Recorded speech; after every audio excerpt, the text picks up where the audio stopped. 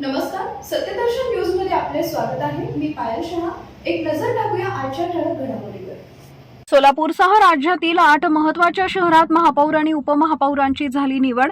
राज्यातील विविध महानगरपालिकांच्या महापौर आणि उपमहापौर पदाची निवडणूक प्रक्रिया आज पार पडली।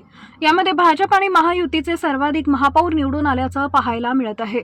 सोलापूर, जळगाव, धुळे, कोल्हापूर, पिंपरी चिंचवड, नागपूर, अमरावती आणि नाशिक या 8 महत्त्वाच्या महानगरपालिकांमध्ये आज महापौर निवडीची प्रक्रिया पार पडली।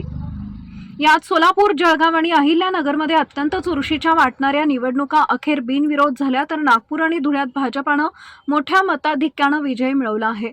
सोलापूर महानगरपालिकेच्या महापौरपदी भाजपचे विनायक कोंडाल यांची बिनविरोध निवड झाली। शिवसेना, शिंदे गट आणि एमआयएमच्या उमेदवारांनी ऐनवेळी माघार घेतल्यानं कोंडाल यांचा मार्ग मोकळा झाला।